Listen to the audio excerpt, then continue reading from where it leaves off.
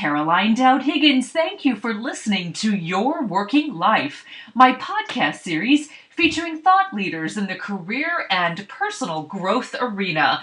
You spend a significant portion of your life at work, so I'm on a mission to provide you with tools, inspiration, and resources so you can enjoy your career and love your life. And I am delighted to welcome my special guest to the show, Jeff Wolf. Jeff, welcome. Thank you, Caroline. It's a pleasure to be here.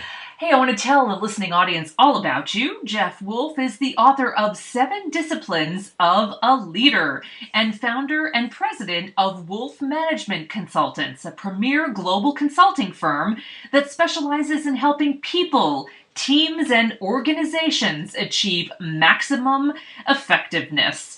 And WMC partners with clients to deliver customized solutions that resolve their most significant issues and create a lasting competitive advantage. So let's start right off the bat. Tell me what prompted you to write 7 Disciplines of a Leader, Jeff. Well, it's very interesting. I started the project about 3 years ago. Okay. Travel a lot, doing a lot of keynote presentations, as well as executive coaching and leadership development. So I'm on the road a lot. And I wanted to write a book that really focused on the last 14 years of what I've been doing and what made leaders effective. In other words, what were those attributes? Having coached 300, 400 leaders, doing a lot of leadership development and the keynote presentations, like I said, what were those things that made the leaders great? And over the last 3 years, I've kind of distilled it down, writing in airports, as I said, because I travel a lot. I can relate. I can relate. Yep. Yes, hotel rooms and delayed flights, and really put together a book that I thought would really put into perspective in terms of what will make you a great leader. What are those things that anybody, whether you're the CEO, whether you're the president, whether you're a manager, supervisor, or even a high potential or would-be leader, what can you do? What are those skill sets that you can really take to take your leadership level to the next level? And that's what I did. I put the book together, 7 disciplines, and I have 11 practices that go along with it. So very pleased with it. It's been getting great results and very happy. Well done. Well, let's unpack a very particular part of leadership. And this is, I think, intriguing in this day and age. And we're talking about leadership development of the Gen X population and millennials. And if you would be so kind, just help our audience understand those 2 age groups, and then we can dive into more detail. So tell us what Gen X and millennials are. Well, Gen X are people that were born between 1965 and 1980, and the millennials were born between 1980 and 2000. Prior to that, there were the baby boomers from 1946 to 1964. And it's interesting, Jeff, you and I both know that the millennial population is on the grow, and in 2020, they will be 50% of our workforce, and they are vastly outnumbering the Gen Xers, and I myself am a Gen Xer, and my younger counterparts in the millennial generation are growing well beyond my generation. Well, that's true. You're right about that statistics. And even taking it a step further, 5 years later, 2025, they're talking about 70% of the workforce will be millennials. Wow, that's incredible. So unpack this for us. You know, a big chunk of Gen X hit the workforce, my generation, when there was a lack of jobs, and it was competitive. The talent wars were back, and of course, we all experienced the most recent recession, right? The Great Recession. So how are things moving forward for Gen Xers and millennials? Well, I think things are moving better right now than they were before. You're right. During the recession, we had some really serious problems, not only in trying to stay in business, but also training our future leaders. And everything was put on the back burner. And now what's happening, companies are realizing that, hey, the baby boomers are moving out, the Gen X are moving up, the Gen Ys are coming into the workforce and moving into leadership positions, but yet we haven't taken the time to really give them the skills and the knowledge of how to become leaders. So companies are scrambling right now. Yeah, and it's fascinating because I certainly see in the startup world, we've got a lot of young leaders out of necessity, right? Especially some of the very young millennials who are starting their own businesses. And that I understand. Intellectually, I also understand what you just said, that this growing workforce are emerging into succession plans and becoming leaders. So how do we empower them with the leadership skills that they need very quickly? Well, I think the first thing we have to do as organizations, we have to realize and find out what is it that they want. The Mm, millennials have been brought up and they've been the generation that's really been coddled by helicopter parents, if you know what I mean. I do. I And do. they're very tech savvy. They grew up since the day they were born with a computer in their hand, with instant messaging, texting, what have you. And they're great from the perspective of technology. But what we're finding right now is that they lack that social awareness to become effective leaders. And as you and I both know, Caroline, in order to be an effective leader, you have to have those soft skills. Hmm. So one of the things that when we go into an organization is say, all right, take your Gen Ys, take your millennials, and really coach them, mentor them. These are things that they want and things that will help them grow. Give them decision-making responsibility. In other words, don't just delegate work to them, but empower them. That's the key word, empower. Empower them to make decisions and hold them accountable for those decisions. And then the other thing you have to do is you have to teach them that they're going to make mistakes Right. and they're going to fail. And what's happened so often with the generation is they've been told that they're doing great. I mean, when you look back, there was a movie out not too long ago called Meet the Fockers. And Yes, you remember the I movie, do. uh, Gaylord's fiance's parents came in and to meet with his parents, and on the wall was Gaylord's Wall of Fame. And De Niro looked at the Wall of Fame and said, I don't understand this. This is 10th place, 8th place, 15th place. What are these trophies doing here? And she says, we want to build self-esteem. Well, the parents did a great job of building self-esteem, but yet when the kids get into the workforce, they're not used to failing. So the boss will say to them, "Okay, we have to have this project done by January 20th." And it's not done, and the boss calls them on the carpet and said, "Why didn't you get this done? This isn't the way we're supposed to do things." And all of a sudden, they don't know how to handle it. So they have to learn how to handle failure, which they haven't had to learn when they were growing up. Now, I agree with you 100%, but in all fairness, I don't think it was entirely their fault because their parents instilled this everybody gets a trophy concept. So these kids were raised and, reared from a very young age with the concept that everybody wins. So I think it's our responsibility as an older generation, not just the Xers but the boomers, to really help them understand that failure is valuable. Failure is valuable. One of the things that I like to do when I talk about innovation, particularly, is that failure is great. Celebrate failure because you learn from it, and that's the beauty. If you succeed all the time, you're not going to be as effective as if you failed, picked yourself up, and then tried something new again. And I'm a Yeah. firm believer that in order to be successful, you have to fail at times. Right. And what I'm hearing is it's not just the act of failure, but the resilience and the get yourself back up on that horse mentality of try it again, right? That's what Exactly. it's all about. I thought it was interesting. You mentioned that the millennials are tech savvy, and indeed that's true. They're often referred to as digital natives. And I do agree with you that there is incredible power in mentorship and sponsorship with older generations helping millennials. I also believe that there's some great opportunity for reverse mentorship for our younger millennials to help those of us who are decades older. And I've seen that work beautifully in many organizations. Have you experienced that? Yes, I've experienced it not only through the organizations that we work with, but we also encourage it. When we go in an organization to do consulting, coaching, or training, we find that the baby boomers are not necessarily, like you said, so tech savvy. So we try and match up a baby boomer with a millennial. And Nice. what we're finding is the millennial will work with the baby boomer on the technical aspects and really teach them how to be more technologically savvy.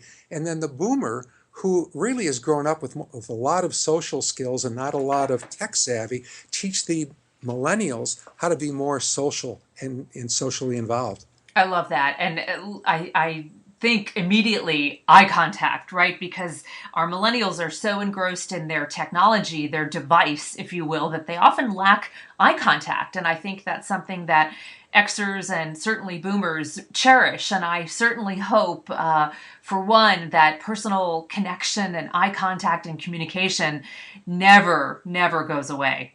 Well, you're right. Personal connection is one of the most important things. Being a very good listener, communicating with people. I mean, if you're going to be successful in anything in life, you have to be a good listener and you have to be able to communicate well. And, 50% or 55% of how we communicate is through body language. So, Yes. what does that body language say to someone if you have your head down looking at your iPhone or you don't make eye contact, like you said? It sends a message that you really don't care. So, Jeff, help me understand how your firm would go in and help an organization that was rich in millennials really tackle those emotional intelligence competencies that we know are crucial in the workplace. Well, what we do is we go in there in a couple of aspects. Number one, we go in there with a training philosophy, and we'll work in small groups to train them. When I say them, the future leaders of the organization or Hmm. the millennials per se, and really give them the skills that are necessary to become an effective leader. In other words, how do we plan? How do we have a vision? How do we have influence on other people? How do we reciprocate and collaborate? And all the different things that are necessary to become a good leader. Then what we do is we take it a step further and we implement a coaching process because we found that yes, they will do really well in a classroom and walk out and say, hey, this was wonderful, this was great. 3 days later, people forget it. So, what we really try to do is follow it up with coaching on a regular basis to reinforce those skills and then help them in real time to become more effective leaders. I love it. So it's very much experiential, which really is something the millennials relate to. I mean, they grew up in team environments. They did service learning projects in high school and K through 12. So it's wonderful to see how that does translate in the work environment. So how does the hiring manager, the boss, the older and wiser leaders who are in the organizations, how do they retain young millennial talent? Because as you and I know, they move around a lot. They do move around a lot, and one of the things that we try and work with them on to retain these great, future leaders is really to coach. Are you prepared to be a good coach, an effective coach, to really spend the time to work with all of your direct reports one-on-one and collectively as a group? The other thing I mentioned earlier is to empower them. When you give a millennial empowerment, in other words, to be able to make a decision, it makes them feel really good that they're part of the organization. Another thing is what kind of culture do we have? Do we have an Right. inclusive culture? And are we building a culture where people work as a team, as people are cohesive? And do we drive innovation and change? Because they're very much interested in change and innovation. Technology moves at such a rapid pace and things are changing. And if you can really get to a point where you have a culture of change and innovation, and like I said, empowerment and coaching, you'll be able to retain them. I also know that millennials really crave feedback and that interaction. And I know you have written a lot about how they were so connected to parents, called the parents daily, multiple times a day, whether it was text or email or speaking on the phone because of the connection with technology. So, how does a manager deal with that doesn't have the time or the energy or maybe the inclination to give them that kind of feedback on a very frequent basis? Well, the first thing is to understand that coaching, as I mentioned, and the mentoring is not something that has to be done in a setting, a formal setting. It can be done at the water cooler. It can be done on the phone. It could be done by texting. It's as simple as saying, hey, Jeff, you did a great job with that client yesterday. Keep up the good work. Hmm. So it doesn't have to be done in a formal one-on-one setting. And that's the beauty about coaching. It could be done what I call on the fly. Yeah. I like that. What I'm also hearing, Jeff, is that you're also training and coaching and empowering the other generations so they can play well together in the sandbox. So it's not just grooming the millennials, but teaching the Gen Xers and the boomers how to work with millennials. Oh, exactly. Not only teaching them how to work with millennials, but also everybody working together. It goes back to building that culture, as I said before. And what I'm finding at more and more organizations that I'm in, they have these rooms, the open rooms that are set up where people can go in there with thoughts and ideas and really share their thoughts and ideas. And to me, what a wonderful thought that would be, is to be able to have a baby boomer, a Gen X, and a millennial all sitting down sharing ideas about how do we take our company, or how do we take our team, or how do we take this group that we work in and to make it better. That's a mastermind group. That's exciting. It is very exciting to see that happen because everybody brings their different perspective, They do, and and they're it's all great to valuable. share it. Yeah. So, Jeff, let's step back a little bit. As a coach and a leadership expert, and certainly a prolific writer and speaker, what advice do you have for the Gen X leaders out there as they really hit that middle peak in their career? Well, I think the most important thing for Gen X is to understand who they are and what they are in an organization. And to just take a look at themselves and say, okay, what are those skills that I have? What are those skills that I need? And to seek feedback from people who are above them, their peers, and people below them if they're in leadership positions.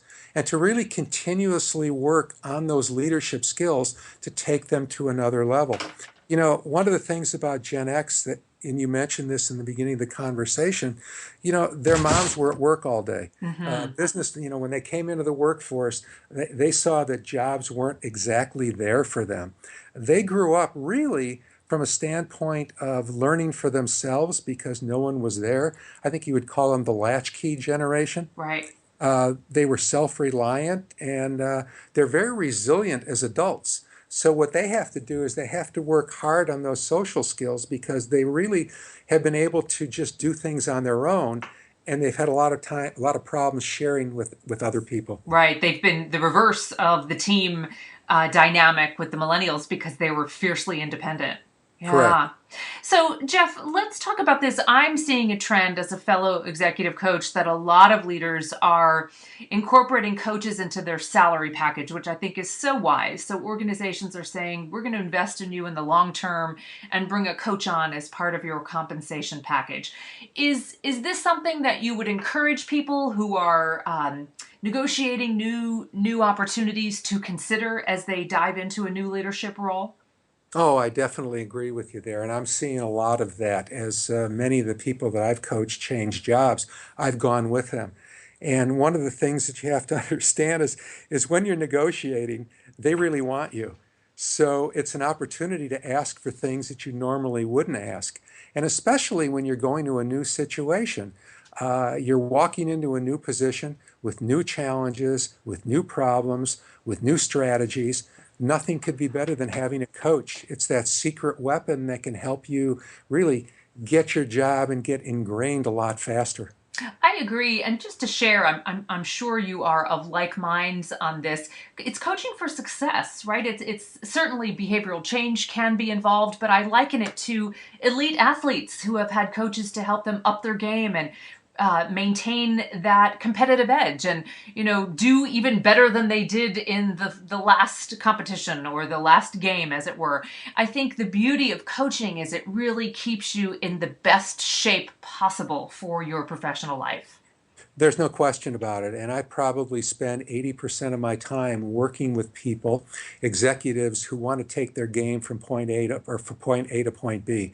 In other words, they want to take it to that higher level, like you said, and having that coach really gives them the ability to do it because there's accountability and there's also a great deal of learning in real life situations. Exactly. Jeff Wolf, what a joy to have you on the show. Delighted to hear all about you and your amazing work. And let's talk about 7 Disciplines of a Leader. How can we buy the book and how do we get in touch with you out in the world of social media? Well, you can buy the book on Amazon or Barnes and Noble. Just go to Seven Disciplines of a Leader, and that's seven spelled out, and it's there. To get in touch with me, from Twitter, you can get with me at Jeff Wolf USA. We have a leadership blog that's out there, and then through our website, wolfmotivation.com, just like the animal, wolfmotivation.com. Excellent. Jeff, I wish you continued success. I'm sure I'll see you in an airport someday, but it was delightful to get to know you today, and I thank you for sharing your time and wisdom. Caroline, thank you so much. It's been a pleasure. Be well. And I want to thank you for tuning into Your Working Life, where my goal is to help you design your career destiny so it doesn't happen by default. True career and life satisfaction is possible, and it's time to embrace what you love doing so you can do more of it. And my show is now available on iTunes, YouTube, Podbean, and Stitcher. Leave me a comment because I enjoy hearing what you have to say about the shows. I'm Caroline Dowd-Higgins. Take good care.